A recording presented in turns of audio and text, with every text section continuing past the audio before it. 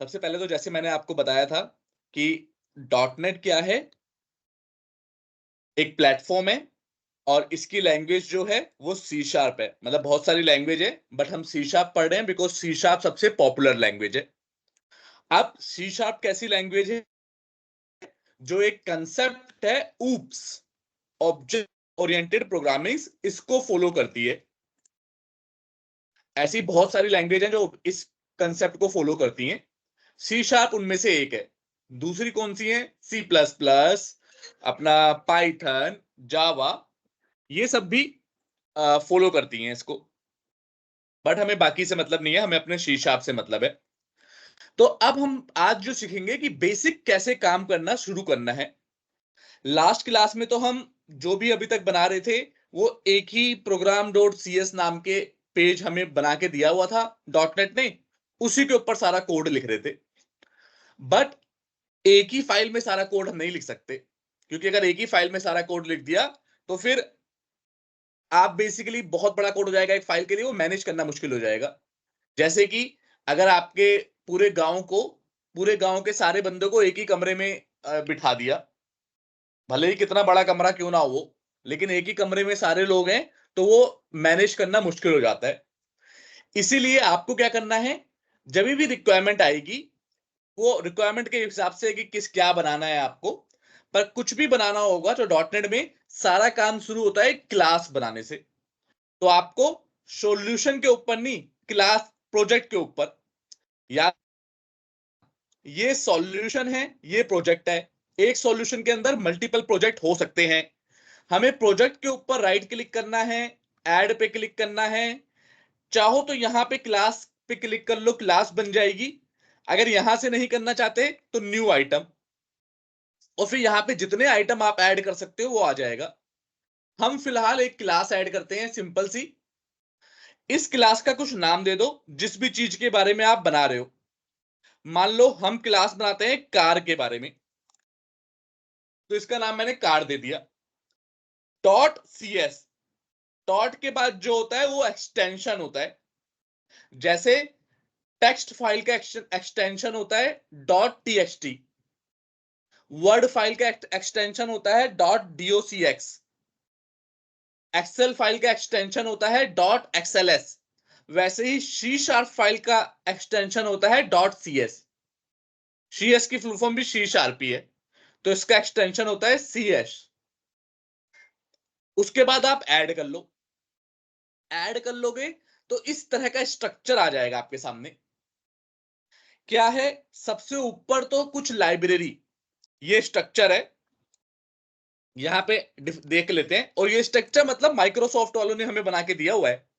ये नहीं कि हम चाहें तो उल्टा सीधा कर दें, ये पॉसिबल नहीं है। ये माइक्रोसॉफ्ट ने हमें बना के दिया है, हमें यही स्ट्रक्चर फॉलो करना है। क्या स्ट्रक्चर है? सबसे पहले जो भी लाइब्रेरी आपको यूज करनी है कोड में, उसको यूजिंग करके लिख लो। लाइब्रेरी का क्या फायदा होता है? जैसे ये तो सिस्टम की लाइब्रेरी है, मतलब माइक्रोसॉफ्ट वाली लाइब्रेरी है, तो इसमें कुछ कोड लिखा होगा, उस कोड को आप इस्तेमाल कर सकते हो अपने अपने अपने इस फाइल में। कल को आप चाहो तो अपनी लाइब्रेरी भी ऐड कर सकते हो। कैसे करेंगे वो बताऊंगा जब वहां पे पहुंचेंगे। बट यहाँ पे आपने भी कुछ कोड लिखा है, उसको यहाँ पे यूज करना चाहो तो यहाँ पे अपनी लाइब्रेरी भी ऐड कर सकते हो। कैसे करेंगे वो दिखा दूंगा, मतलब करने का तरीका ऐसे ही होगा, लेकिन प्रैक्टिकल करके दिखा दूंगा जब वहां पे पहुंचेंगे तब। तो भाई स्ट्रक्चर क्या है? सबसे ऊपर तो add libraries by using keyword, जो भी लाइब्रेरी आपको इस्तेमाल करनी है अपने कोड में वो ऐड कर ली। उसके बाद आता है name space. Name space, name space क्या है? अब बिग कैटेगरी, एक बिग कैटेगरी है। आप चाहो तो चेंज भी कर सकते हो, नेम स्पेस कुछ भी दे सकते हो, लेकिन फिलहाल मेरा प्रोजेक्ट ये है तो मैं इसी का नेम स्पेस रहने दे रहा हूं। नेम स्पेस क्या है? एक बिगर कैटेगरी। जैसे बताया था ना मैंने, सॉल्यूशन एक बिगर कैटेगरी है, उसके अंदर मल्टीपल प्रोजेक्ट्स हो सकते हैं। ठीक उसी प्रकार से सबसे पहले कोड लिखने से पहले आपको एक नेम स्पेस बनाना पड़ता है। जैसे जब पेंटर पेंटर अपनी पेंटिंग करता है तो पहले एक बाउंड्री लाइन बनाता है, और इस बाउंड्री लाइन के अंदर अपनी पेंटिंग शुरू करता है। उसी तरह से नेम स्पेस है एक हायर कैटेगरी। जैसे अगर कार है तो कार क्या है, कार एक ट्रांसपोर्ट डिवाइस, ट्रांसपोर्ट के लिए इस्तेमाल होने वाला व्हीकल है। तो आप नेम स्पेस का नाम व्हीकल लिख रख सकते हो, ट्रांसपोर्ट रख सकते हो, कुछ भी रख सकते हो जो भी आपकी क्लास से रिलेटेड हो, या फिर प्रोजेक्ट का नाम भी रख सकते हो। हमने प्रोजेक्ट का नाम ही रख दिया। अब मतलब सेकंड नंबर पे क्या आता है, नेम स्पेस। अब बिगर ए बिग कैटेगरी, उसके अंदर क्या आता है, क्लास। उसके अंदर आपको क्लास बनानी है। और नेम स्पेस के बाद कर्ली ब्रैकेट, मतलब इस नेम स्पेस के अंदर, जब मैं बोलूंगा नेम स्पेस के अंदर, उसका मतलब है कर्ली ब्रैकेट ओपन और क्लोज जहां पे होता है उसके अंदर। तो एक नेम स्पेस के अंदर क्लास आएगी। Class it should be inside a name space. Name space के बाहर नहीं रह सकती, अंदर ही रहना है इसको। अगर इसको यहां पे कट करके यहां पे रख दिया तो एरर देने लगेगी, क्योंकि भैया ये मुझे कहां बाहर कर दिया, मैं कौन से नेम स्पेस में हूं मुझे पता ही नहीं है। तो हमेशा एक नेम स्पेस के अंदर कार आएगी, उल्टा नहीं होगा। कार के अंदर नेम स्पेस नहीं लगाना, क्लास के अंदर, सॉरी, क्लास के अंदर नेम स्पेस नहीं लगाना। और एक नेम स्पेस के अंदर कितनी भी क्लास बना सकते हो।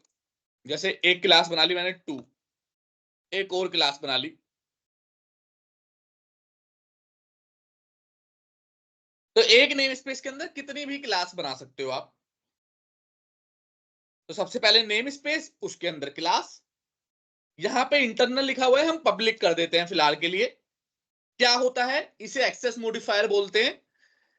क्या होता है, एक्सेस मॉडिफायर की पूरी क्लास आएगी तब बताऊंगा कि एक्सेस मॉडिफायर क्या होता है।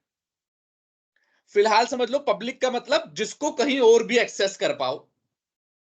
और एक होता है प्राइवेट, प्राइवेट का मतलब जिसको कहीं पे भी बाहर एक्सेस नहीं कर सकते, खाली अपने घर में एक्सेस कर सकते हैं अपने नेम स्पेस के अंदर। अच्छा, अब आता है, ये बात समझ गए हम। अभी सिर्फ मोटा मोटा समझ रहे हैं, अभी और डिटेल में दूंगा मैं कि should be inside a name space. और इसका स्ट्रक्चर क्या होगा, एक्सेस मॉडिफायर लगाओगे पहले, ये स्ट्रक्चर है। फिर क्लास लिखोगे and then class name. Class name should be anything related to your work, जो भी काम कर रहे हो उससे रिलेटेड होना चाहिए, बट कुछ भी हो सकता है नाम। नाम आपके हाथ में है, क्लास लिखना ही लिखना है। और एक्सेस मॉडिफायर मतलब पब्लिक, प्राइवेट, पब्लिक है, प्राइवेट है, इंटरनल है, या क्या है, और भी होते हैं, वो बताऊंगा जब उसकी क्लास आएगी तब। तो इस तरह से क्लास डिफाइन होती है। और क्लास को लिखने के बाद एंटर करके कर्ली ब्रैकेट ओपन क्लोज, और उसके बीच में ही कोड लिखना है। कर्ली ब्रैकेट का भी लगाना जरूरी है और उसके बीच में ही कोड लिखना है। और एक नेम स्पेस के अंदर मल्टीपल क्लास हो सकती हैं। अब क्लास के अंदर क्या आता है, क्लास के अंदर आते हैं data member and data function. ये क्या होते हैं, डाटा मेंबर मतलब वेरिएबल्स एंड प्रॉपर्टीज। कल बताया था, लास्ट क्लास में बताया था मैंने, प्रॉपर्टीज क्या होती है, इंसान की प्रॉपर्टी है, वो उसका कलर क्या है, उसकी हाइट क्या है, उसका नाम क्या है, उसकी रेस क्या है, उसकी कंट्री क्या है, ये सब प्रॉपर्टी है इंसान की। तो डाटा मेंबर आएगा इस क्लास के अंदर। एक तो प्रॉपर्टी आप डिफाइन करोगे, और दूसरा क्या डिफाइन करोगे, दूसरा डिफाइन करोगे डाटा फंक्शंस। मतलब कि भाई इंसान या फिर कार या फिर वो करती क्या है।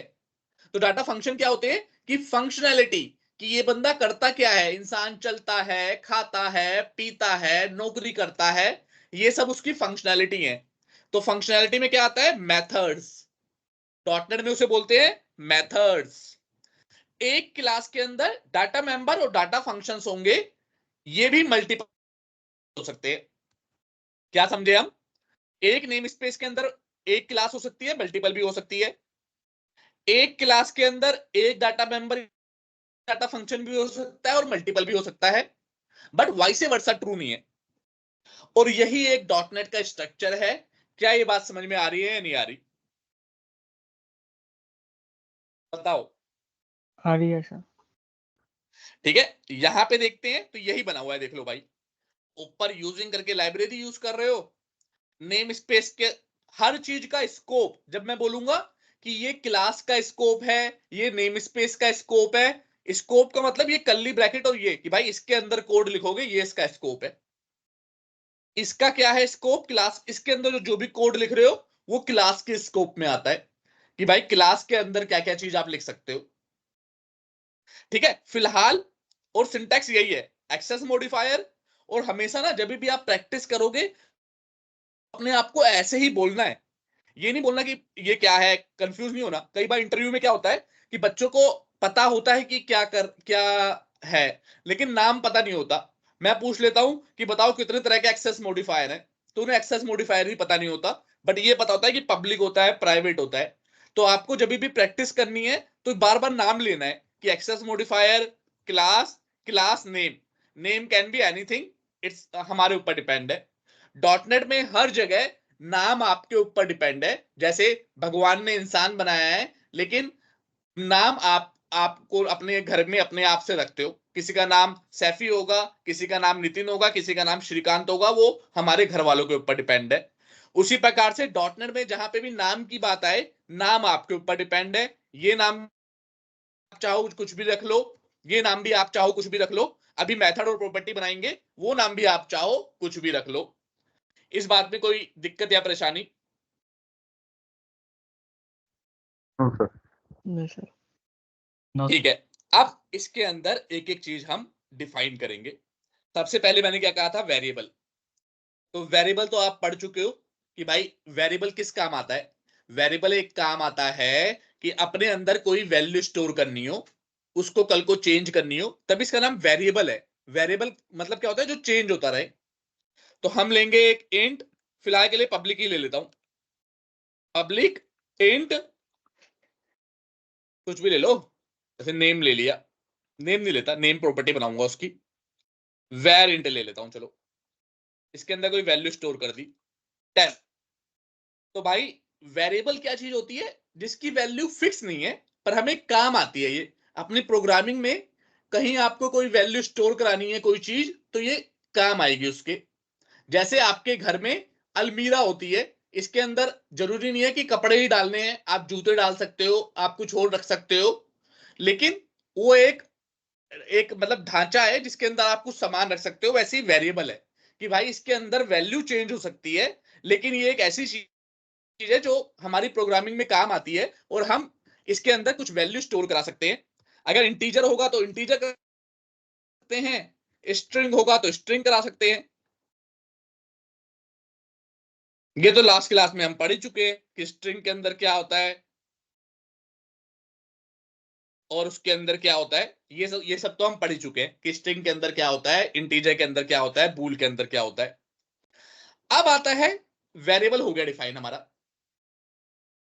ठीक है, अब इससे बढ़ने से पहले इसके बीच में आएगा, चलो पहले यही बता देता हूं। वेरिएबल हो गया, अब हमें डिफाइन करनी है कुछ प्रॉपर्टीज। जैसे क्लास की प्रॉपर्टी क्या क्या होती है, सॉरी कार की प्रॉपर्टी, क्लास की नहीं, कार की प्रॉपर्टी क्या क्या होती है, हमने अभी डिस्कस किया था। कार का नेम होगा, कुछ ब्रांड नेम होगा, कल डिस्कस किया था हमने ये। नेम होगा, ब्रांड नेम होगा, कलर होगा, उसका टाइप होगा कि एसयूवी है या क्या है, एसयूवी है या हैचबैक है या सिडान है।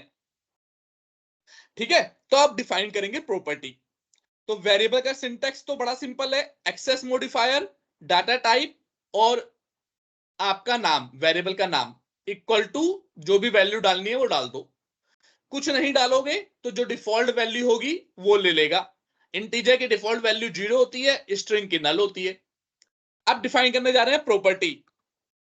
प्रॉपर्टी कैसे डिफाइन करते हैं, बड़ा सिंपल है, पब्लिक, सेम वही एक्सेस मॉडिफायर, फिर टाइप, मान लो नेम, पहली प्रॉपर्टी बनानी है हमें कार का नाम, जैसे i10 है या फिर अपनी होंडा सिटी है, क्या कार है। तो प्रॉपर्टी i10 होंडा सिटी ये सब किस में स्टोर करते हैं? स्ट्रिंग में। तो स्ट्रिंग, फिर प्रॉपर्टी का नाम, मेरी प्रॉपर्टी का नाम है नेम, तो नेम दूंगा। अब कर्ली ब्रैकेट ओपन क्लोज और get and set. Get and set, get मतलब ये एक सिंटैक्स है। गेट का मतलब सिंपल इतना है कि जो भी वैल्यू इसके अंदर सेव है उसको गेट करो। जब उसको रीड करोगे तो ये यूज होगा, और जब इसके अंदर कोई वैल्यू असाइन करोगे तो सेट का इस्तेमाल होगा। बट ये सिंपल सी एक लाइन आपकी एक प्रॉपर्टी डिफाइन कर देगी। इस सिंटैक्स को पढ़ो एक बार और सोचो कोई क्वेश्चन आता है आपके दिमाग में।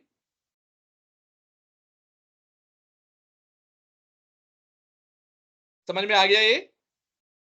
एक्सेस मॉडिफायर, टाइप और नाम, प्रॉपर्टी का नाम, और फिर curly bracket open close get set. अच्छा ये मत बोलना एक ही लाइन में क्यों लिखा है, चाहो तो आप 2 लाइन में लिख लो, 3 लाइन में लिख लो, आप उस लाइन का कोई फर्क नहीं पड़ता। चाहे इसे ऐसे लिख लो चाहे वैसे लिख लो, एक ही बात है। प्रॉपर्टी समझ में आई कैसे डिफाइन करते हैं? Yes sir. Yes sir.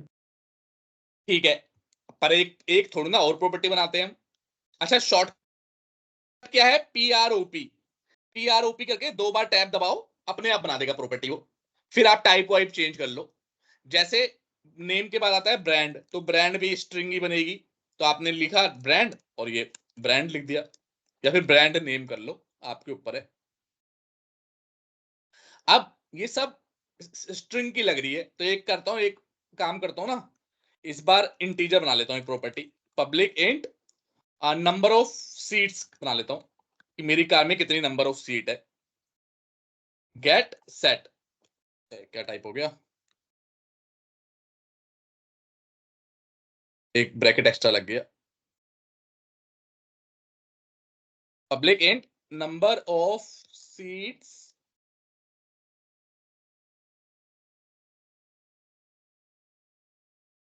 Gate and set. ठीक है, ये 3 प्रॉपर्टी बना दी हमने। चाहे ऐसे लिखो चाहे ऐसे लिखो, कोई बात नहीं है। मेन है कर्ली ब्रैकेट ओपन के अंदर कोड लिखना है, और चाहे इसे एक ही लाइन में लिखो चाहे 2 लाइन में लिखो चाहे ऐसे लिखो, उससे कोई लेना देना नहीं है। अब 3 तो हमने प्रॉपर्टी बना दी। अभी इसमें वैल्यू अभी हमने कुछ सेट नहीं की, ये सब पढ़ाऊंगा कि कैसे वैल्यू सेट करनी है, कैसे वैल्यू रीड करनी है। फिलहाल खाली इस क्लास में हम क्या क्या बना सकते हैं वो बना रहे हैं।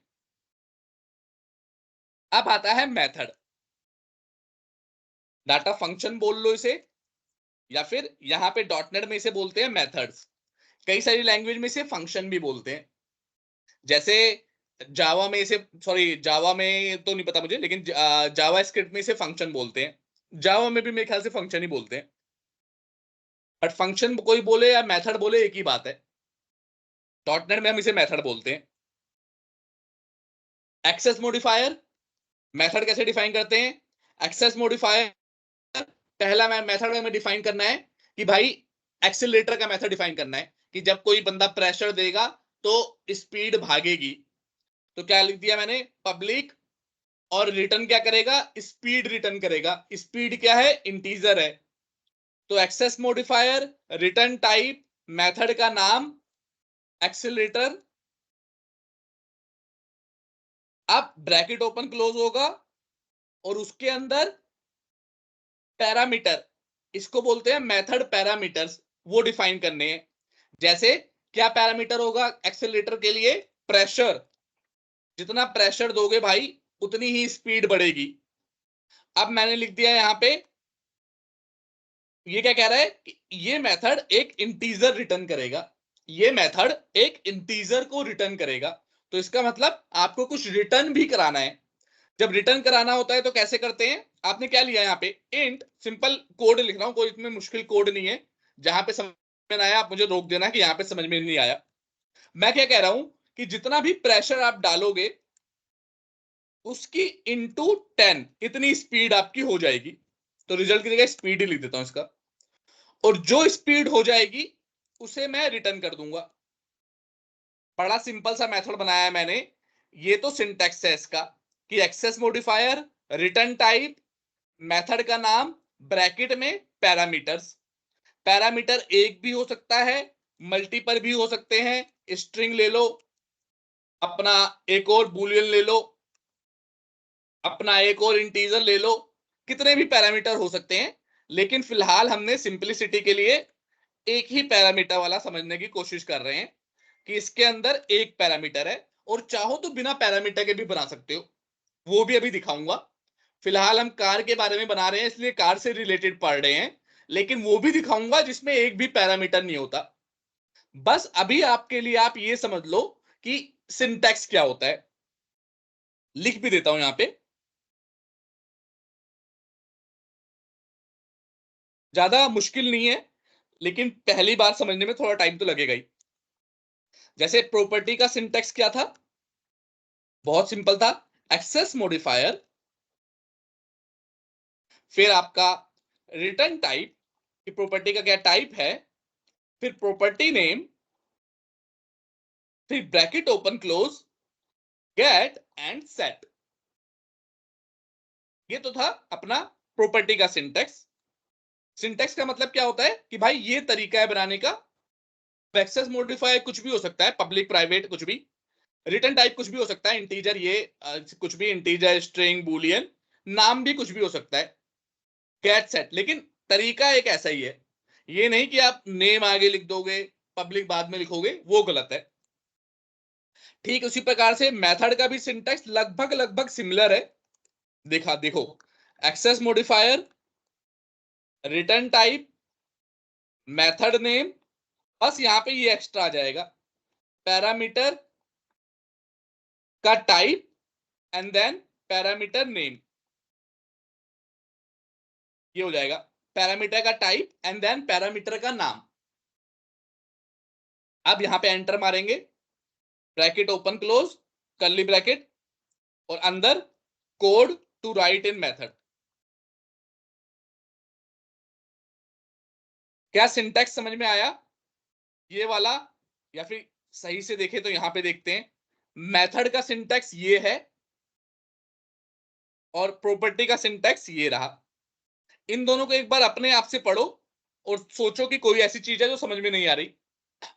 विवेक, आप स्पेशली आप पढ़ो और बताओ।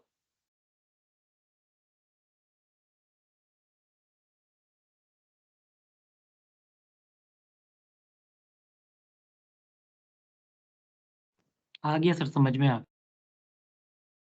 रही है ना? ये सिंटैक्स मतलब इसी तरह से लिखना है, इसमें हमारे हाथ में कुछ नहीं है कि हम चाहें कि नहीं भाई इसको आगे लगा दो इसको पीछे लगा दो। तो नहीं भाई, माइक्रोसॉफ्ट ने बनाई है वैसे ही बनेगी। जैसे इंसान के बच्चे, किसी भगवान या जिसने भी इंसान को बनाया है, अगर मैं बोलूं नहीं मैं अपना हाथ पैर की जगह लगा दूं, पैर हाथ की जगह लगा दूं, तो वो पॉसिबल नहीं है। उसी तरह से सिंटैक्स के साथ छेड़छाड़ पॉसिबल नहीं है। अब जल्दी जल्दी से दो मेथड और बना लेते हैं। इसी को कॉपी कर लेता हूं।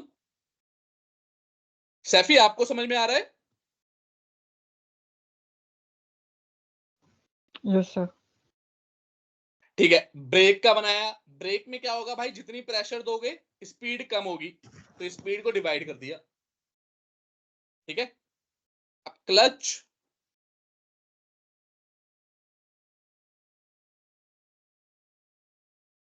एक बना लेते हैं क्लच का। क्लच का भाई जितना प्रेशर दो, क्लच का लेना देना नहीं है स्पीड से, प्रेशर और स्पीड से, वो तो खाली गियर वेयर चेंज करने के काम आता है। तो जितना प्रेशर होगा उतनी ही स्पीड होगी, और उसको रिटर्न करना जरूरी है, क्योंकि आपने रिटर्न टाइप लिया है। अगर रिटर्न नहीं करोगे ना तो एरर देगा, कहेगा अबे मुझे बोलता है रिटर्न करना है और रिटर्न ले करवाता ही नहीं है, पागल है क्या? तो आपको अच्छा अच्छा गलती हो गई थी, रिटर्न कर देता हूं मैं। तो रिटर्न करना इंपॉर्टेंट है। बन गया हमारा एक क्लास का स्ट्रक्चर। अब एक दिमाग लगाओ, हम इसमें क्या यूज करेंगे। हम वेरिएबल को यूज करेंगे, प्रॉपर्टी को यूज करेंगे, और मेथड को यूज करेंगे, राइट। लेकिन क्लास का अपना क्या काम है? अगर मान लो क्लास नहीं भी बनाता डॉट नेट, सीधा नेम स्पेस के अंदर ये सब रख लेता, तो भी तो हम काम कर सकते थे। कर सकते थे या नहीं कर सकते थे? मतलब क्लास का अपना क्या वजूद है? क्लास ना भी बनाओ, सीधा नेम स्पेस के अंदर ये सब अगर डॉट नेट अलाउ करता, तो भी काम कर सकते थे। कर सकते थे या नहीं कर सकते थे, बताओ। कर सकते थे। हाँ जी सर। कर सकते थे, राइट। अब इसका आंसर क्या है? बेसिकली क्लास का कोई रोल पूछे तो क्या है? आप लेस खाते होगे, कुरकुरे खाते होगे, बिस्कुट खाते होगे, खाते हो कभी या नहीं खाते? खाते हो सर। आप कुरकुरे आपको चाहे तो पन्नी में क्यों देता है? खाली हाथ में वो कुरकुरे दे सकता है, खाने वाली चीज तो कुरकुरे है ना, पन्नी थोड़ी ना कोई खाता है। चॉकलेट पन्नी के अंदर क्यों देते हैं? सीधा हाथ में दे सकते थे। फन फ्लिप्स पन्नी के अंदर क्यों देते हैं? सीधा हाथ में दे सकते थे। या फिर क्या बोलते हैं, अपना बिस्किट एक रैपर के अंदर क्यों देते हैं? सीधा हाथ में दे सकते थे। बात सही है नहीं है? तो उसी प्रकार से क्लास का काम क्या है? क्लास क्या करती है? बहुत इंपॉर्टेंट है, इंटरव्यू में यही बोलना है आपको। Class is a rapper of data member and data function, and it is an example of encapsulation in C#.net। चार प्रॉपर्टी बताई थी मैंने। ऊप्स का लास्ट क्लास में बताया था कि भाई चार कंसेप्ट होते हैं ऊप्स के, हर लैंग्वेज को ये मानना ही मानना है। Encapsulation, abstraction, polymorphism, correct, polymorphism, और इनहेरिटेंस। चौथा है इनहेरिटेंस, कि भाई ये मानना ही मानना है। तो इंटरव्यू में पूछेंगे व्हाट इज इनकैप्सुलेशन, तो आप बोलोगे रैपिंग ऑफ, डाटा रैपिंग और members, grouping of data member और and data data function function. is called encapsulation, and in C#, class is an example of C# or encapsulation। भाई proof करके दिखा दिया ना कि क्लास का क्या काम है? कुछ काम नहीं है, ये तो बस डाटा मेंबर जो भी बना रहे हैं हम, वेरिएबल, प्रॉपर्टी और डाटा फंक्शन जो भी हम बना रहे हैं उसको रैप करता है। रैप कर बोल दो या ग्रुप बोल दो। तो इसीलिए देखो फंक्शन में कहीं कोई रैपिंग बोलता है, कोई कोई ग्रुपिंग बोलता है। तो आपको जब इंटरव्यू में आंसर देना है तो दोनों बोल देना है। रैपिंग और grouping of data member and data function is called encapsulation, and C# is an example of encapsulation in, oh, class is an example of encapsulation in C#। बात समझ में आ रही है नहीं आ रही? आ Yes, रही sir. है। किसी को इस हाँ जी चीज में yes, sir। डाउट है तो बताओ। कोई भी अब पूछेगा कि भाई क्लास का क्या रोल है, डाटा मेंबर डाटा फंक्शन का क्या रोल है, तो बता पाओगे नहीं बता पाओगे? Yes, sir.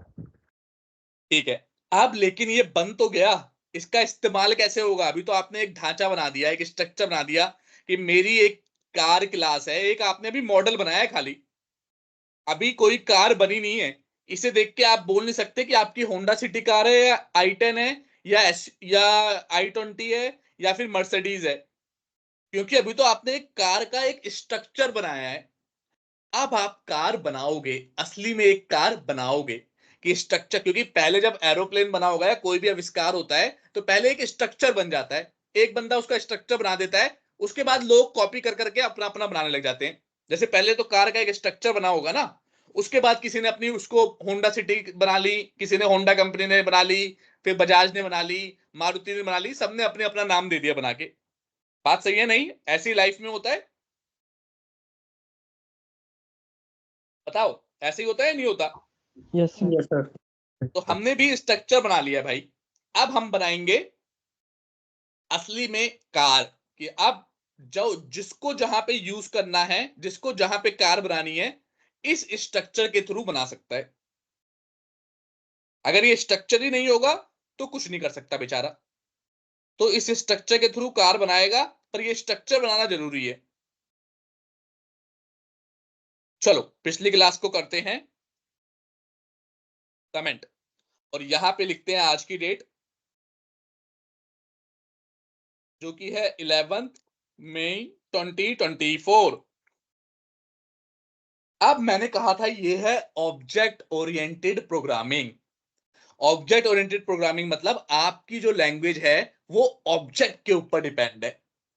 तो इसका क्या मतलब हुआ? अब आप इसका प्रमाण देखोगे, इसका असली यूज देखोगे। आपने एक स्ट्रक्चर बनाया है, ये स्ट्रक्चर बेकार है जब तक आप इसका इस्तेमाल मत करो। अब इस्तेमाल कैसे करते हो? इस्तेमाल करने के लिए आपको ऑब्जेक्ट बनाना पड़ेगा। एक मेरी क्लास के अंदर जितने भी data member, data function, property, method जो भी हैं, इनको मैं तभी इस्तेमाल कर सकता हूं जब मैं ऑब्जेक्ट बनाऊं उस क्लास का। ऑब्जेक्ट बनाने का मतलब है परमिशन लेना। परमिशन लेना, बिना परमिशन के आप इस्तेमाल नहीं कर सकते, क्योंकि प्रोग्राम डॉट सी एस एक दूसरी क्लास है, कार डॉट सी एस एक दूसरी क्लास है। क्या आप अपने पड़ोसी के घर जाके उसकी चीजें उठा के ला सकते हो? बताओ। पड़ोसी के घर जाके उसका सोफा उठा के ले आओ, उसकी चीनी उठा के ले आओ, उसका खाना उठा के ले आओ। क्या ये पॉसिबल है या नहीं है? नहीं है सर। लेकिन परमिशन ले लिया आपने तो पॉसिबल है कि भाई या खाना दे दे मुझे, या फिर चीनी मुझे चाय बनानी है, चीनी कम है मेरे पास, चीनी दे दे। तब तो पॉसिबल है, राइट? उसी यस प्रकार से ये दोनों अड़ोसी पड़ोसी हैं। ये देख लो, अड़ोसी पड़ोसी हैं, साथ में है। अब प्रोग्राम डॉट सी एस को कार डॉट सी एस का समान इस्तेमाल करना है तो परमिशन लेनी पड़ेगी। परमिशन लेने का मतलब ऑब्जेक्ट बनाना पड़ेगा। इसीलिए इस लैंग्वेज इसको ऑब्जेक्ट ओरिएंटेड प्रोग्रामिंग कहते हैं, because object plays a significant role in performing any task. Object कैसे बनेगा? ऑब्जेक्ट का सिंटैक्स है क्लास का नाम। क्या नाम है? कार नाम है। अब ऑब्जेक्ट का नाम ओबीजे कार, कुछ भी दे सकते हो। मैं ये ओबीजे आगे लगा देता हूं कि इससे पता चल जाए ये ऑब्जेक्ट है, कोई वेरिएबल नहीं है, क्योंकि इस प्रोग्राम डॉट सीएस में कुछ वेरिएबल भी हो सकते हैं ना। तो पता कैसे चलेगा कि ये ऑब्जेक्ट है या वेरिएबल है? तो ओबीजे आगे लगा दोगे तो समझ में आ जाएगा, नेमिंग कन्वेंशन होता है ये एक नाम लिखने का सही तरीका। इक्वल टू न्यू कार, कि भाई ये बन गया ऑब्जेक्ट, ये बन गया ऑब्जेक्ट। कार, जो भी क्लास का ऑब्जेक्ट बनाना है वो उस ऑब्जेक्ट का नाम इक्वल टू न्यू कार, ये बन गया ऑब्जेक्ट। क्या ये बात समझ में आ रही है, नहीं आ रही? Yes, sir. Simple yes syntax sir. है, क्लास का नाम ये। लेकिन एक बात ध्यान रखना, इंटरव्यू में हम लोग कैसे फंसाते हैं बच्चों को। इसकी जगह ये लिख दूंगा,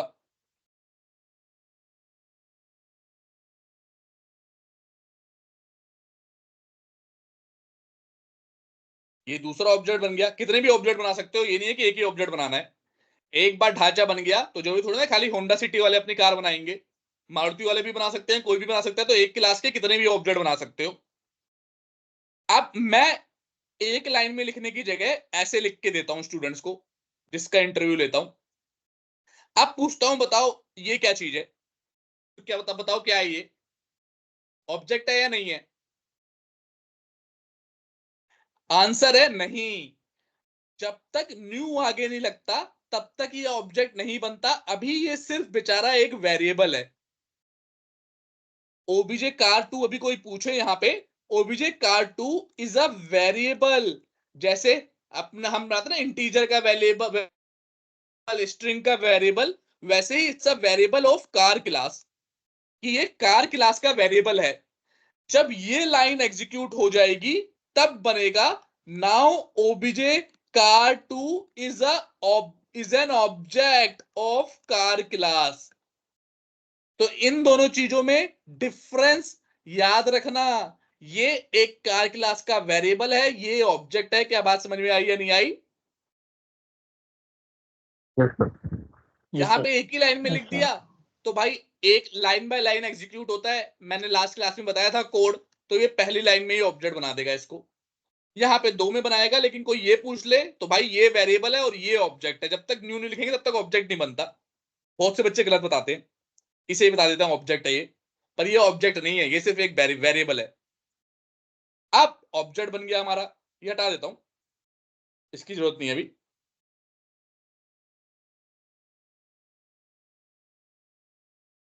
ओबीजे कार बन गया। अब आप इस्तेमाल कर सकते हो, जैसे वेर इंट में कुछ वैल्यू सेव करनी हो, चेंज कर दो, 200 कर दो।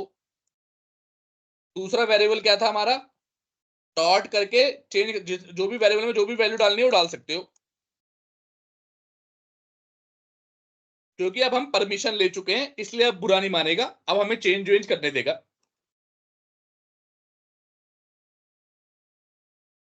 वेलकम टू आईटी एक्सपर्ट सारा लिख दिया। आप प्रॉपर्टी की वैल्यू कैसे असाइन करते हैं, देखो कैसे करते हैं। ओबीजे कार डॉट, आपकी प्रॉपर्टी का नाम क्या था, पहला नाम था नेम, तो मान लो मैं बना रहा हूं i10, तो i10 दे दिया नाम। अब सिर्फ ऑब्जेक्ट के नाम से करना है एक्सेस, जो भी ऑब्जेक्ट का नाम है उसके नाम से एक्सेस कर रहा हूं मैं। डॉट ब्रांड नेम था कुछ, कौन सी कंपनी की है, i10 हुंडई की, तो ब्रांड नेम हुंडई दे दिया। OBJ car dot number of seats था, कितनी सीट्स होती हैं i10 में, 4 होती हैं। तो देखो जो स्ट्रिंग वाली प्रॉपर्टी है उसमें स्ट्रिंग वैल्यू, जो इंटीजर वाली प्रॉपर्टी है उसमें इंटीजर वैल्यू। सिंपल, 3 ही प्रॉपर्टी बनाई थी हमने शायद। आप आपकी रिक्वायरमेंट के हिसाब से कितनी भी प्रॉपर्टी बना सकते हो, पर फिलहाल हम सीख रहे थे तो हमने मुश्किल ना करते हुए सिर्फ 3 प्रॉपर्टी बनाई। अब मेथड कॉल करना है, इसे बोलते हैं प्रॉपर्टी में वैल्यू असाइन करना।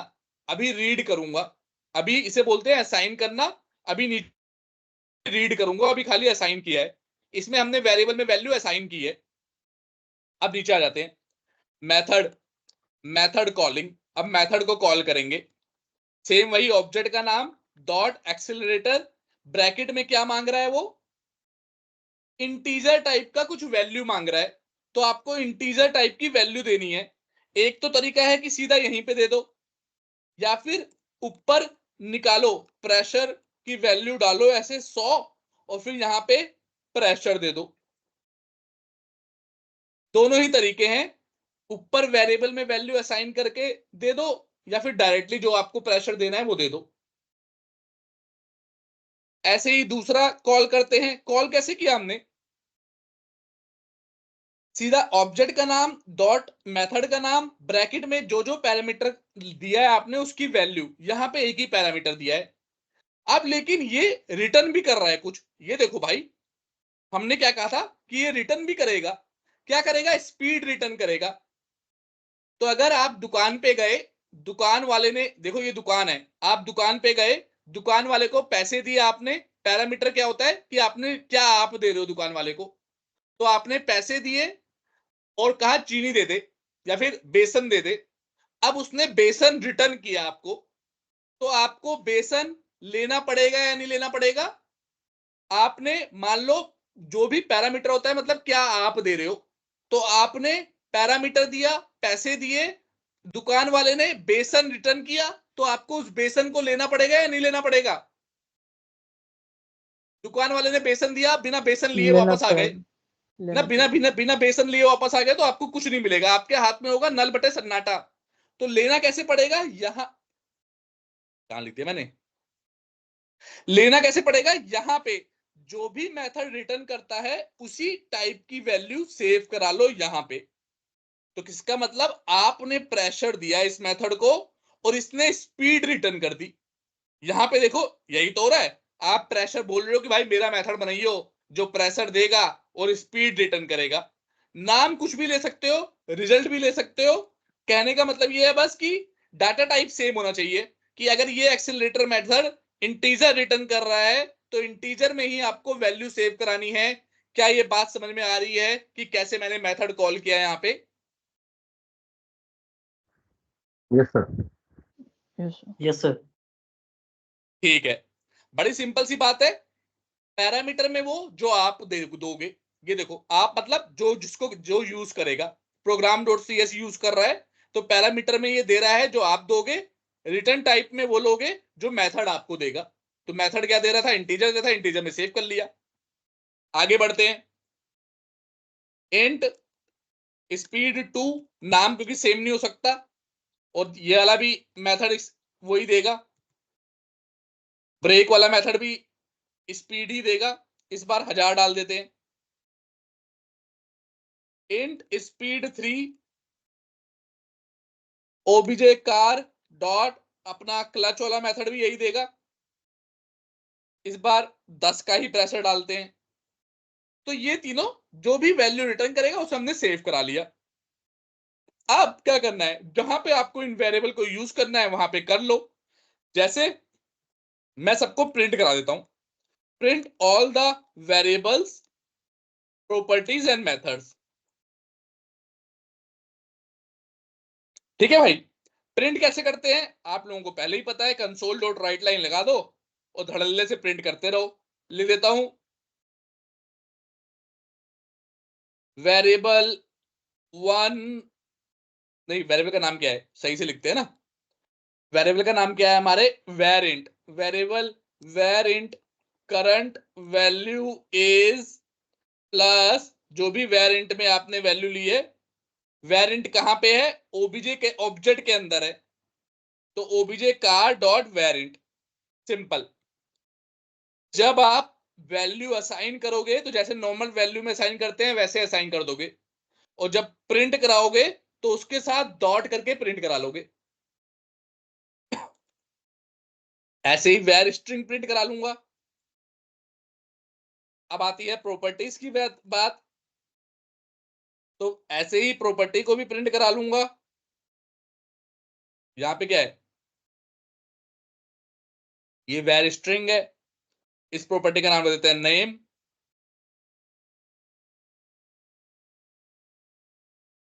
यहां पे वेरिएबल की जगह कार है तो कार नेम इज, कार का नाम क्या है, जो भी आपने नाम दिया होगा। यहां पे आपने क्या नाम दिया है, आपने नाम दिया i10, तो i10 प्रिंट हो जाएगा। ब्रांड नेम क्या दिया है आपने, ब्रांड नेम दिया है जो भी ब्रांड नेम की प्रॉपर्टी में होगा। और तीसरा क्या था, number of seats. Number of seats are, जो भी आपने नंबर ऑफ सीट्स में वैल्यू दी है वो प्रिंट हो जाएगी। अब भाई मेथड को भी प्रिंट करा लेते हैं, मेथड रिटर्न टाइप वैल्यू को भी प्रिंट करा लेते हैं। तो कैसे प्रिंट करा दोगे, बता दोगे भाई कि speed after pressing accelerator is plus जो भी आपकी स्पीड में आपने सेव किया ना, यहां पे सेव किया है स्पीड में, तो स्पीड को प्रिंट करा लो। ऐसे ही control C control V, break में क्या है, स्पीड 2 में सेव कराया है ब्रेक वाले को, तो स्पीड 2 प्रिंट करा लो। क्लच वाले को किसमें सेव कराया है, स्पीड 3 में किया है, तो स्पीड 3 को प्रिंट करा लो और आपका काम खत्म हो गया। आपने क्या किया, दोबारा से पढ़ लेते हैं। क्लास का ऑब्जेक्ट बनाया ताकि उसके वेरिएबल प्रॉपर्टी इन सबको एक्सेस कर पाओ। यहाँ पे वेरिएबल में वैल्यू सेट की, यहाँ पे प्रॉपर्टी में वैल्यू सेट की। जब प्रॉपर्टी में वैल्यू सेट करते हैं तो उसका सेट वाला जो ये है मेथड, वो कॉल होता है, इसे सेट एक्सेसर भी बोलते हैं। तो सेट एक्सेसर कॉल होता है, या फिर बोल देना सेट, उसका सेट पार्ट कॉल होता है।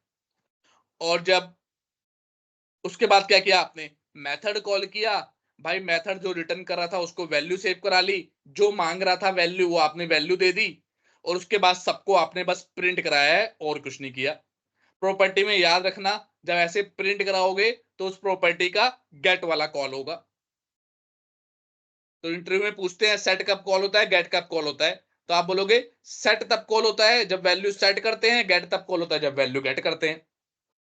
क्या किसी को इस बात में कोई दिक्कत या परेशानी आई कि कैसे हमने ऑब्जेक्ट बनाया एक क्लास का, कैसे उसे इस्तेमाल किया और कैसे उसको प्रिंट किया? नहीं सर। नहीं सर। नहीं सर। ठीक है, क्लियर है ना? हाँ जी। लेकिन यस इतनी सर। ही अब पहले रन करके देख लेते हैं, फिर एक कदम आगे बढ़ेंगे। अभी हम इसके डीप में घुसेंगे, इसका ऑपरेशन करेंगे। तो देखो सब भाई प्रिंट हो गया ना। तो ये तो हो गया मोटा मोटा, जो हर बंदे को पता होगा, डेवलपर जो भी काम करता है उसको तो पता होगा। अब जो चीजें नहीं पता होती वो डिटेल में इसके घुसते हैं, इसका ऑपरेशन करते हैं कि भाई ये तो आपने लिख दिया ऑब्जेक्ट बना के, पर काम कैसे हो रहा होगा, बिहाइंड द सीन कैसे काम हो रहा होगा, ये जब पता लग जाएगा ना आपको, फिर आप अपनी कोडिंग को देखना कैसे इंप्रूव कर पाओगे। कि भाई आपको एक बात हमेशा ध्यान रख लेनी है कि कोई भी चीज, क्लास की कोई भी चीज हम तब तक इस्तेमाल नहीं कर सकते जब तक उसको मेमोरी में स्पेस ना मिले। अगर मेमोरी में स्पेस ही नहीं मिला तो उसे इस्तेमाल नहीं कर सकते। उसी तरह से बात है, अगर कोई इंसान धरती पे जन्मा ही नहीं, धरती पे उसने कोई स्पेस ही नहीं लिया, तो उसका इस्तेमाल कैसे कर सकते हो? मैं बोल दूं कि मैं पैदा ही नहीं हुआ लेकिन मैं नौकरी करता हूं, जैसे ये पॉसिबल नहीं है, वैसे ही जब ये आपने बना तो लिया, लेकिन जब तक इनको मेमोरी पे स्पेस नहीं दोगे तब तक ये आप यहां पे इस्तेमाल नहीं कर पाओगे। तो जब हम ऑब्जेक्ट बनाते हैं, याद रखना, जब हम ऑब्जेक्ट बनाते हैं तो behind the seen it will give memory to all to all the data member and data functions of the class। कोई पूछेगा मेमोरी कैसे मिलती है डाटा मेंबर और डाटा फंक्शन को? तो जब हम क्लास का ऑब्जेक्ट बनाते हैं तब उसे मेमोरी मिलती है। क्या ये बात समझ में आई या नहीं आई? अगर ऑब्जेक्ट नहीं बना तो हम यूज नहीं कर पाते। क्यों? क्योंकि उसे मेमोरी नहीं मिली। अब किसी भी चीज को मेमोरी ही ना मिले उसे कहां से इस्तेमाल कर पाओगे? मैं बोल दूं कार दुनिया में है ही नहीं, आप इस्तेमाल जाओ कार चलाओ, चला पाओगे? बोलते नहीं रहो। सर। उसी तरीके से नहीं जब सर। ऑब्जेक्ट बनता है तब मेमोरी मिलती है। क्या ये बात क्लियर है? डाउट है?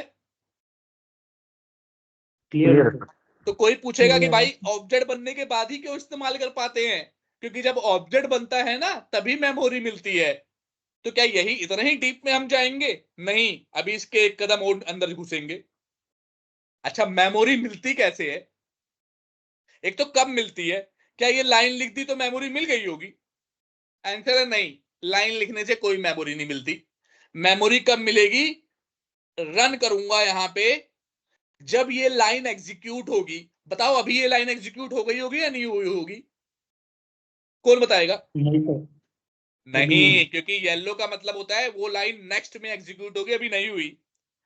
अब जैसे ही F10 करूंगा, टनन, आप सबको मेमोरी मिल गई। आपको तो पता ही नहीं चला ना, क्योंकि बिहाइंड द सीन मेमोरी मिल रही है। रैम पे मिल रही होगी मेमोरी, क्योंकि जो भी चीज रनिंग मोड में होती है उसे रैम पे मेमोरी मिलती है।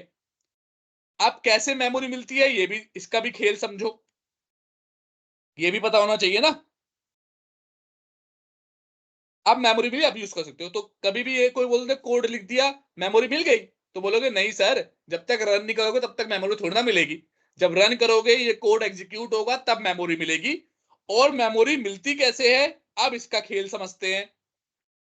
रैम मतलब मेमोरी मिलना कहां पे मिलती है? रन टाइम पे जो भी चीज है उसे रैम पे मेमोरी मिलती है। ये पेंट वेंट जो खुला हुआ है ना, ये सब रैम पे मेमोरी मिली है, हार्ड डिस्क पे नहीं मिली। क्यों नहीं मिली? हार्ड डिस्क क्या होती है? जो परमानेंट मेमोरी होती है। अगर मेरी पहली क्लास जो मैंने भेजी थी आपको एक पढ़ने के लिए, वो पढ़ा होगा आपने, तो उसमें समझ में आया होगा कि ये सब चीजें रैम पे मेमोरी मिलती है, हार्ड डिस्क पे वही मिलेगी अगर मैं इसे सेव कर दूंगा तब जाके इसे हार्ड डिस्क पे मिलेगी। तो अभी रैम पे मेमोरी मिल रही होगी। और जो मेमोरी होती है वो दो तरह की होती है। किसी को आइडिया है क्या कौन सी दो तरीके की होती हैं वो? रैम और रोम सर। नहीं, वो तो सही है, रैम और रोम, वो मतलब वो तो हार्ड डिस्क हो गई। रैम के अंदर भी मेमोरी कैसे मिलती है? अब हम पढ़ रहे हैं कि रैम के अंदर, कि मेमोरी रैम में मिलेगी, तो समझ गया, आ गया हमें। और पहली बात, कितनी मेमोरी मिलेगी वो डिपेंड करेगा कि कितने वेरिएबल है इसके अंदर। जैसे एक इंटीजर है तो इंटीजर को कितनी मिलती है? 16 बाइट मिलती है। स्ट्रिंग को जितनी बाइट मिलती है, वो जितने वेरिएबल है उतनी मेमोरी मिलेगी। अब रैम के अंदर भी दो तरह की मेमोरी का स्ट्रक्चर होता है। एक को बोलते हैं, अभी नाम लूंगा तो आप समझ जाओगे, सुना होगा आपने कहीं ना कहीं। आजा मेरे भाई। एक को बोलते हैं स्टैक। सुना है कभी पढ़ाई वढ़ाई करते वक्त? यस। Yes sir. ठीक है, एक को बोलते हैं स्टैक। अबे यार ऐसा छोटा रह गया, कोई बात नहीं, समझ जाओ ये स्टैक है। और एक को बोलते हैं हीप। जिसने बीटेक वीटेक की होगी या फिर आईटी से किया होगा कोई कोर्स, उसने पढ़ा होगा क्लास में, लेकिन बीटेक वीटेक में उतना बढ़िया पढ़ाते नहीं है ये आपको समझ में आ जाए, तो इसलिए हम पढ़ाएंगे। तो भाई एक मेमोरी होती है स्टैक, एक होती है हीप। स्टैक होती है स्ट्रक्चर्ड मेमोरी, तब बिल्कुल तमीज से यहां पे होता है कि एक यहां पे मिलेगी लाइन से सारी चीजें मिलती हैं, ये नहीं कि कोई भी कहीं पे भी मिल जाए, सब ऐसे लाइन से तमीज से मेमोरी मिलती है स्टैक में। हीप क्या होता है? अनस्ट्रक्चर्ड होती है मेमोरी, कहीं पे भी, पूरी जगह कहीं पे भी, यहां पे भी दे सकते हैं, यहां पे भी एक गुच्छा बना के दे देंगे, यहां पे भी दे सकते हैं, कहीं पे भी। ये स्ट्रक्चर्ड है, ये अनस्ट्रक्चर्ड है। अब देखो क्लास को किस तरह से मेमोरी मिलती है, ये देखो, इतना समझ में आया? ये स्ट्रक्चर्ड है, ये अनस्ट्रक्चर्ड है, कहीं पे भी मिलेगी, ये आपकी तमीज से मिलेगी कि लाइन से। तो अगर मैं कोई आपसे पूछूं कि वैल्यू गेट करना स्टैक में से आसान होगा या हीप में से आसान होगा? कोई भी स्टैक वैल्यू में रीड से। करना स्टैक में होगा, राइट? या क्योंकि भाई कपड़े अगर आपने कमरे में ऐसे फेंक दिए, कहीं भी फेंक दिए, और कहूंगा जब आप लाल वाली, आप काली वाली पैंट ढूंढ के लेके आ, वो मुश्किल होगा। जबकि लाइन से रहेगा तो आप एक के ऊपर एक रखे हुए हैं, ढूंढ के आराम से ले आओगे। ठीक उसी तरह से, तो जब कोई बोले ना मेमोरी मैनेजमेंट में जो चीजें स्टैक में सेव होती हैं वो फास्ट चलती हैं, या जो हीप में होती हैं वो होती हैं, तो जनरली स्टैक में होती हैं। जरूरी नहीं है, हीप में भी हो सकती है। मान लो वो ढूंढने गया, सबसे पहले ही मिल गया उसे, तो फास्ट हो जाएगा, लेकिन कंपेरेटिवली स्टैक हमेशा फास्टर रहेगा। अब देखो मेमोरी कैसे स्टोर हो रही होगी। जैसे ये लाइन एग्जीक्यूट होती है, तो जो वेरिएबल होता है, जो वेरिएबल होगा उसको स्टैक में मेमोरी मिलेगी।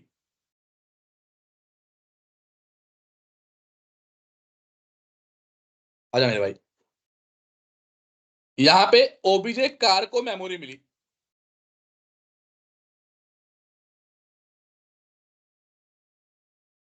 ये समझना बहुत इंपॉर्टेंट है जो अभी मैं समझाने जा रहा हूं। अब इसको तो वेरिएबल को तो, इस वेरिएबल को तो वहां पे स्टैक पे मिल गई, लेकिन ये वेरिएबल ऑब्जेक्ट बना रहा है, मतलब इस क्लास के अंदर जितने भी वेरिएबल प्रॉपर्टी मेथड हैं, ये नेम ब्रांड नेम ये सब स्ट्रिंग टाइप के है ना, तो इन सबको मेमोरी मिलनी चाहिए। ये सब मेमोरी मिलेगी हीप में। तो यहां पे कहीं पे भी हीप में मेमोरी दे देगा वो, क्लास 1 के जितने भी वेरिएबल है उन सबको, वेरिएबल मेथड प्रॉपर्टी सबको यहां पे मिल जाएगी।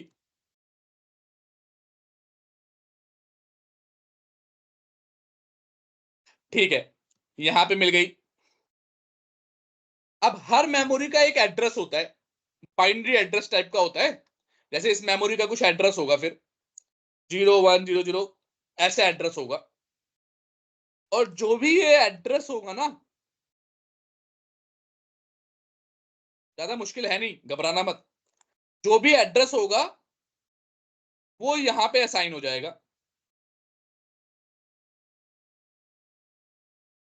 क्या एड्रेस है ये? 010101, ये एड्रेस इसकी वैल्यू में असाइन हो जाएगा। स्टैक में भी हर मेमोरी का एड्रेस होता है, इसका भी कोई अपना एड्रेस होगा। 011 कुछ भी है मान लो, पर इसका भी एक एड्रेस होगा। सर हर मेमोरी का एक एड्रेस होता है, लेकिन ये वेरिएबल को इस स्टैक में एक एड्रेस पे मेमोरी मिली, उसकी वैल्यू में क्या पड़ा हुआ है? इस वेरिएबल की वैल्यू में पड़ा हुआ है एक और एड्रेस, जो एड्रेस किसको रिप्रेजेंट कर रहा है? हीप में पड़ी हुई उस मेमोरी को रिप्रेजेंट कर रहा है जहां पे क्लास 1 के सारे मेंबर और वेरिएबल को मेमोरी मिली हुई है। क्या बात समझ में आई या नहीं आई? Yes sir. सिंपल है, स्टैक में मेमोरी मिलेगी इस वेरिएबल को। कहां गए, वापस आते हैं भाई, ये भी तो एक वेरिएबल है ना प्रोग्राम डॉट सी एस में, ये भी तो एक तो ये वेरिएबल हो गया अपना क्लास वाला। एक जब ये नया बनाएगा तो इसके अंदर जितने भी मेथड प्रॉपर्टी होंगे सबको मेमोरी मिलनी चाहिए, पर इस वेरिएबल को भी अपने आप में कुछ मेमोरी मिलनी चाहिए। तो ये जो वेरिएबल है उसको मिलेगी स्टैक में मेमोरी, और बाकी सारी क्लास 1 को हीप में मेमोरी मिलेगी, पर हीप का जो एड्रेस होगा जहां पे मेमोरी मिलेगी वो इस क्लास में एक्सेस हो जाएगी। इसीलिए जब ओबीजे कार डॉट करके हम प्रॉपर्टी एक्सेस करेंगे तो वो ढूंढेगा कहां पे है डाटा, तो कहेगा अच्छा यहाँ पे है, तो यहाँ पे जो भी उस प्रॉपर्टी को वैल्यू मिली होगी वो हम शो कर देते हैं। क्या बात समझ में आई या नहीं आई? आ गई। Yes sir. किसी को नहीं आई तो बताओ, विवेक आप, नितिन आप। आ गई सर। Yes sir. आ गई? हाँ जी। ठीक है, ठीक है, आ गई। तो एक और बात समझो, अब मैं इसी को कॉपी पेस्ट कर रहा हूं, पूरा कोड कुछ नहीं कर रहा, कॉपी पेस्ट कर दे रहा हूं। मैं एक और ऑब्जेक्ट बनाता हूं,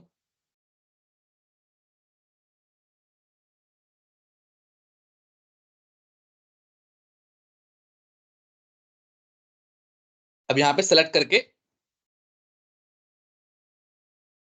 अच्छा ओबीजे कार की 2 की जगह पहले, चलो एक काम करते हैं,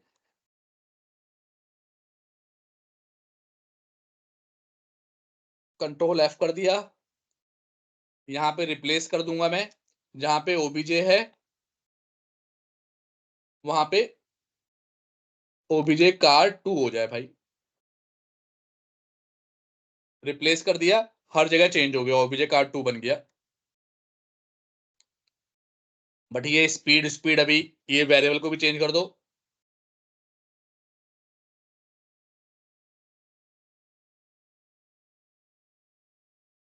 सबके आगे ओबीजे लगा देता हूं।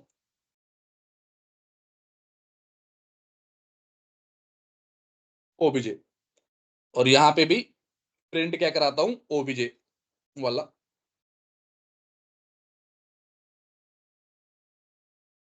अब जब हमने क्या कर पड़ा भाई, ओबीजे नाम नहीं दिया गया, ओबीजे स्पीड 3, इसे कॉपी कर लेते हैं।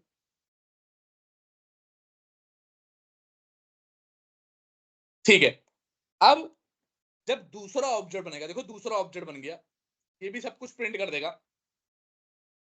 रन करूंगा तो पहले अपने पहले वाले ने प्रिंट किया, फिर दूसरे वाले ने भी प्रिंट कर दिया। गैप करने के लिए एक लाइन कर देते हैं बीच बीच में, यहाँ पे कंसोल डॉट राइट लाइन कर देते हैं।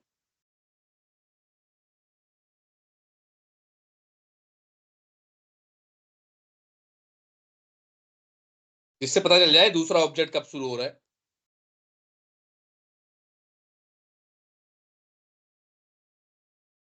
तो ये देखो भाई, ये दूसरा ऑब्जेक्ट आ गया, ये पहला ऑब्जेक्ट आ गया, पर क्या मेमोरी इस क्लास के वेरिएबल्स को एक ही बार मिलेगी या अलग अलग बार मिलेगी? थोड़ा अपना एक ही दिमाग बार, लगाओ। एक ही बार मिलेगा। कोई और कुछ किसी होगा, कोई और मानना हो कि एक बार नहीं मिलेगी, अलग अलग बार मिलेगी? सबका यही मानना है एक ही बार मिलेगी। यस। हाँ जी सर। ठीक, ठीक है, इसका मतलब तुम कह रहे हो कि कार का ढांचा जो होगा उसके अंदर सीट होती है, कार के अंदर या हैंडल होता है, जो भी कार के अंदर होता है, वो चाहे होंडई की आई10 बना रही हो या फिर सिडान बना, होंडा सिटी बना रही हो या मारुति बना रही हो, सब एक ही सीट का इस्तेमाल करते हैं, राइट? एक ही सीट होंडा सिटी के अंदर भी पड़ी होगी, फिर जब होंडा सिटी से कोई घूम के आ गया तो वही सीट उठा के वो आई10 में डाल देता होगा ना, यही यही होता होगा। क्या ऐसे होता है या नहीं होता? भाई होंडा सिटी के अंदर का आइटम होंडा सिटी का होता है, आई10 के अंदर का आइटम आई10 का होता है। सीट होंडा सिटी की अपनी होती है, जो भी एक्सीलेटर ब्रेक क्लच सारे आइटम उसके अपने अलग होते हैं, आई10 के अपने अलग होते हैं। तो अगर मैं यहाँ पे होंडा सिटी बनाऊं और एक ही मेमोरी है, मेमोरी का मतलब क्या बता रहा हूं मैं, कि जिसको समाज में जगह, जमीन पे, दुनिया में स्पेस मिला है वो मेमोरी है। तो अगर सिंपल एक सीट का एग्जांपल लूं, तो सीट अगर आई10 की और होंडा सिटी को एक ही मेमोरी मिली, मतलब एक ही सीट है, तो क्या मैं 2 गाड़ी बनाऊंगा उसमें एक ही सीट बनाऊंगा, कि एक बार एक में डाल दी फिर दूसरी बार दूसरे में डाल दी? ऐसे होगा या नहीं होगा?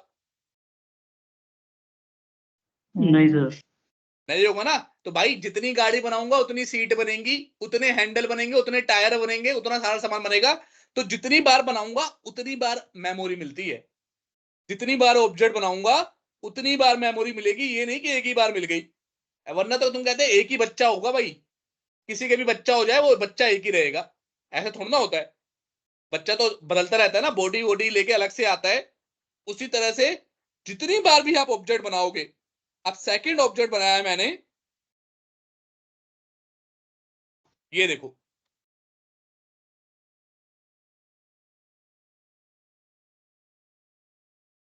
मेमोरी को स्पेस से मैच करके देखो कि जैसे दुनिया में स्पेस कोई चीज लेती है, वैसे ही प्रोग्रामिंग में वो चीज मेमोरी लेती है, तो उसकी तरह से दिमाग चलाओगे अपना तो सही आंसर दे पाओगे हमेशा। यहां पे भाई मान लो इस वाले में जब सेकंड ऑब्जेक्ट बनेगा तो कहीं और पे उसे मेमोरी मिलेगी, पूरी क्लास के सारे वेरिएबल को। तो यहां पे मान लो क्या है इसकी मेमोरी, 0110, तो ये यहां पे असाइन हो जाएगी। क्या असाइन हो गई? 0110। अब क्या हो रहा है, ये इसको इंडिकेट कर रहा है, ये इसको इंडिकेट कर रहा है। तो इसीलिए अगर मैं इस प्रॉपर्टी में चेंज करूंगा इसके ऑब्जेक्ट वाली में, तो इसके वाले ऑब्जेक्ट में चेंज नहीं होगा।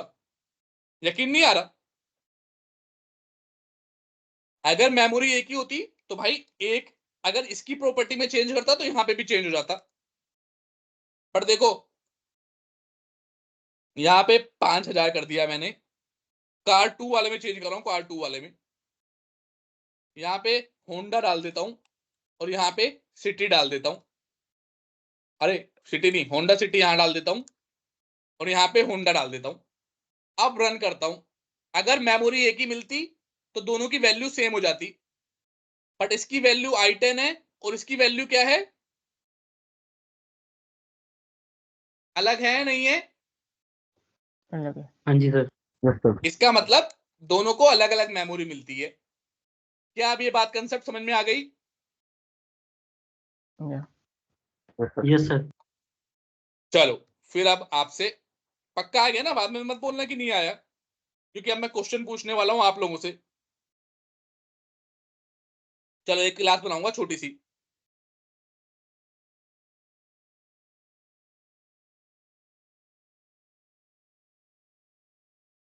टेस्ट, पब्लिक ले लेते हैं, खाली एक ही वेरिएबल बना रहा हूं, पब्लिक इंट वेर इंट, इसमें सेव कर रखा है 10,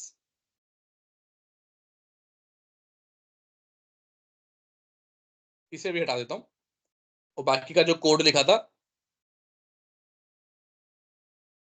छुपा देता हूं।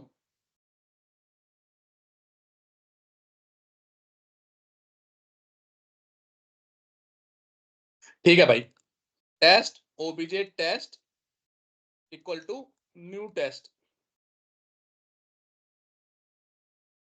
Console dot write line OBJ test dot var int लिया है ना, बताओ ये मेरा वेर इंट है, पहला ऑब्जेक्ट बना और मैंने सीधा वेर इंट प्रिंट करा दिया, तो क्या प्रिंट होगा? 10 होगा, 0 होगा, या कुछ भी नहीं होगा, या एरर आ जाएगी? 10 होगा सर। नितिन ने बोला 10 होगा, कोई इसको चेंज करना चाहता है कि नहीं 10 नहीं होगा? कोई बोलना चाहता है कि 0 होगा? सैफी आप बताओ, हमने यहाँ पे ऑब्जेक्ट के थ्रू कोई वैल्यू असाइन नहीं की है, तो सैफी आप बताओ क्या होगा, चाहे गलत भी बोलो पर बोलो। सर 10 होगा। 10 होगा, ठीक है, ये आंसर आप लोगों का सही है कि भाई जब उसे डिफॉल्ट मेमोरी वाले मिलेगी, हाँ जब उसे मेमोरी मिलेगी तो जो भी वैल्यू यहाँ पे होगी उस क्लास में वो भाई असाइन हो जाएगी। बहुत सही आंसर दिया आपने, तो 10 ही होगा, 0 नहीं होगा। इस यहाँ पे मैंने वैल्यू चेंज नहीं की, लेकिन यहाँ पे तो पड़ी हुई है ना ऑलरेडी 10, तो 10 होगा, 0 क्यों होगा? अगर कुछ भी ना पड़ा होता तो 0 होता। यस। अब मान लो ओबीजे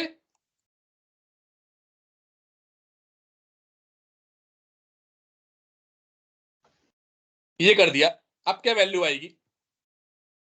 10 आएगी या 10,000 आएगी? 10,000 आएगी। 10,000 आएगी। सही है, ये भी आंसर सही है, मतलब ये चीज भी तुम समझ गए। अब क्या आएगी? अब 10 आएगी सर। कोई चेंज करना चाहेगा इसको? 10 नहीं 10,000 आनी चाहिए। सफी बताओ। चलो विवेक आप बताओ इस बार, 10 आएगी या 10,000 आएगी? जब 10 आएगी। करेक्ट, क्योंकि आप हमें पता है कि भाई dot net line by line execute करता है, ऊपर से नीचे एग्जीक्यूट करता है, तो एग्जीक्यूट हो जाएगा यहाँ पे, तब तक तो 10 ही पड़ी होगी ना, अगली लाइन में चेंज किया उससे हमें क्या लेने देना। तो बहुत सही आंसर, आप लोगों को पता लग गया। अब आता है मुश्किल क्वेश्चन, ये तो आसान क्वेश्चन थे। टेस्ट ओबीजे टेस्ट 2, एक और ऑब्जेक्ट बनाया,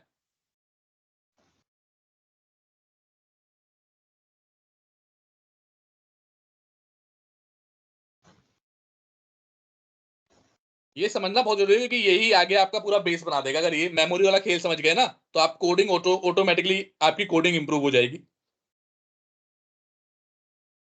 बताओ क्या वैल्यू आएगी? 0। 10 आएगी। 10 आएगी ना, क्योंकि भाई ये दूसरा ऑब्जेक्ट बनाएगा, लेकिन वैल्यू तो ऑलरेडी पड़ी हुई है ना 10 के अंदर, हाँ जी तो सर। 10 आएगी। तो ये बात 10 आएगी, बिल्कुल सही आंसर आपका। अब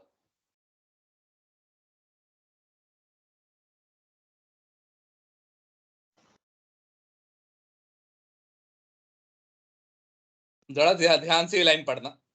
अब बताओ क्या वैल्यू आएगी? 10,000 आएगी।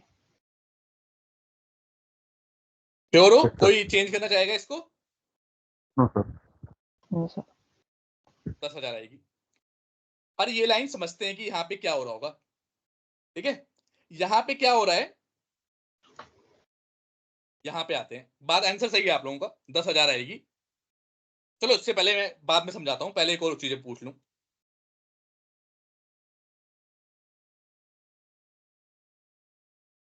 अब क्या आएगा? दोनों में प्रिंट करा लेता हूं, दोनों को प्रिंट करा लेता हूं, जिससे दोनों का क्लियर हो जाए। ऊपर वाले में क्या आएगा, नीचे वाले में क्या आएगा? ऊपर वाले में तो 10,000 आएगा। ठीक है, सेकंड वाले में नल नीचे वाले वैल्यू में आएगी, 0। सेकंड वाले में क्या आएगा? Null value 0। नल आएगा। नल और 10,000। नल ऊपर में 10,000, नीचे में नल। ठीक है, नीचे वाले में नल। ठीक है, यहाँ पे गलत हो बट कोई बात नहीं, काफी ठीक हो फिर भी। नल मीन्स वो 10 वैल्यू आ जाएगी। 10 कह रहे हो, 10 भी नहीं आएगा, हालांकि ये भी गलत है। 10 नल तो फिर भी थोड़ा बहुत सही बताया था ना, 10 तो बिल्कुल ही गलत है। 0 है। ठीक है, क्या आएगा यहाँ 0। पे? 0 नहीं, कुछ भी नहीं आएगा, एरर आ जाएगी कि भाई नल, आप नल के अंदर से कुछ निकाल नहीं सकते। जब आप बोलोगे नल है ओबीजे टेस्ट, तो नल में से आप कह रहे हो वेरिएंट निकाल। अब नल में से क्या, नल का मतलब होता है कुछ भी नहीं। तो जैसे ही नल में से कुछ निकालने की कोशिश करोगे तो वो एरर दे देगा, तो यहाँ पे रन टाइम एरर आएगा, रन टाइम एरर। क्योंकि नल का मतलब है कुछ है ही नहीं है उसके अंदर, जब है ही नहीं तो कैसे निकाल रहे हो। तो ये आवाज समझ गए कि अब ये समझ लेते हैं इसलिए हो क्या रहा है यहाँ पे, कि ओबीजे टेस्ट 2 में जब ओबीजे टेस्ट करते हैं तो इसका मतलब क्या है मेमोरी के हिसाब से, कि अब हमने क्या किया, ये जो मेमोरी थी इसकी वैल्यू इसके बराबर कर दी थी हमने। तो मतलब जो ये पड़ा हुआ है, मतलब यहां पे अब क्या वैल्यू आ गई, ये तो कट गया, इसकी जगह वैल्यू आ गई ये 0 1 0 1 0 1, ये आ गई इसकी जगह वैल्यू। तो मतलब जो ये इसको रिप्रेजेंट कर रहा था, अब वो दूसरी वाली मेमोरी इसको रिप्रेजेंट करने लगी। बात सही है नहीं है?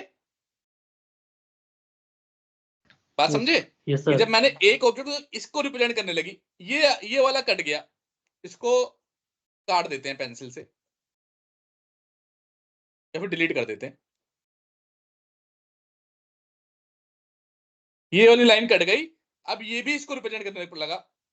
अब नेक्स्ट लाइन में हमने क्या किया देखो, ऊपर वाले को नल कर दिया, ऊपर वाले को नल कर दिया, मतलब इसको हमने नल कर दिया, तो ये वाली लाइन भी कट गई कि भाई नल हो गया ना, कि अब यहां से कोई सिंबल नहीं है। नीचे वाले को हमने नल कर दिया, लेकिन ऊपर वाले का कनेक्शन तो बना हुआ है ना। तो क्योंकि ऊपर वाले का कनेक्शन बना हुआ है, इसलिए एक बार जैसे ही आप ऑब्जेक्ट को दूसरे ऑब्जेक्ट में असाइन करोगे, तो अब इसके अंदर भी वैल्यू पड़ी हुई है, ओबीजे टेस्ट जिसको रिप्रेजेंट कर रहा है उसकी वैल्यू पड़ी हुई है। लेकिन जैसे ही इसको नल करेंगे, इसके वाले तो नल हो जाएंगे, जो भी इसके थ्रू आप एक्सेस करोगे अब वो तो नल हो जाएंगे, लेकिन ऊपर वाले के थ्रू वाली वैल्यू अभी भी रहेंगी। समझ में आया कैसे हो रहा है मेमोरी वाला खेल?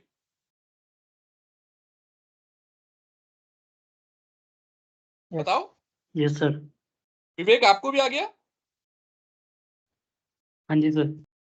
हाँ, तो ये ध्यान रखना है हमेशा इंटरव्यू में, ये बड़ा इंपॉर्टेंट क्वेश्चन है। कई लोग इस तरह से फंसाएंगे आपको, 3 ऑब्जेक्ट बना के एक को दूसरे से असाइन करेंगे, दूसरे को तीसरे से, फिर दूसरे वाले को नल कर देंगे। आप कहेंगे पहले दूसरे तीसरे की वैल्यू बताओ, बट आपके माइंड में हमेशा ये चलते रहना चाहिए कि भाई मेमोरी तो मिल गई, अब इसको नल किया है तो ये ना होने वाला नल, लेकिन वैल्यू असाइन कर दोगे तो ये असाइन हो जाएगा। क्लियर है? कोई डाउट है? क्लियर है सर। क्लियर है सर। ठीक है, तो बस आज के लिए मेरे ख्याल से इतना ही करते हैं, क्योंकि अब अगला टॉपिक मैं इसकी डिटेल में घुसूंगा, मेथड और प्रॉपर्टी की डिटेल में घुसेंगे और कंस्ट्रक्टर खत्म करेंगे। तो कल आपका मेथड प्रॉपर्टी, अभी तो मेथड प्रॉपर्टी आप समझ गए बेसिक क्या होता है, लेकिन और कितने टाइप की होती हैं, वॉइड टाइप क्या होता है, वो सब पढ़ेंगे। उसके बाद कंस्ट्रक्टर खत्म करेंगे, तो इतना आपका खत्म हो जाएगा।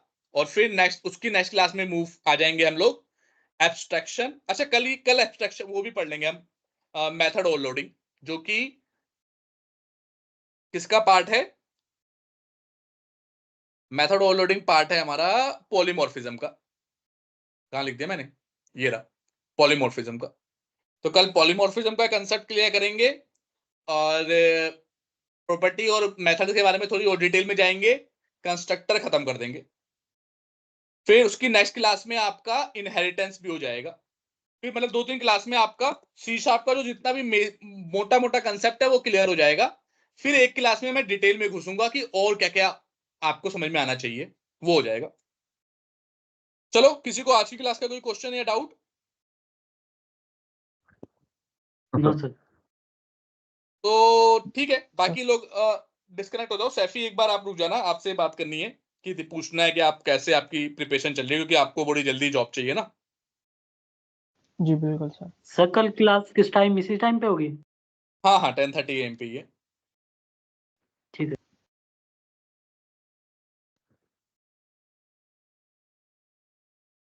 हाँ जी सैफी, तो बताओ अब आपका क्या, अभी क्या चल रहा है कॉलेज में?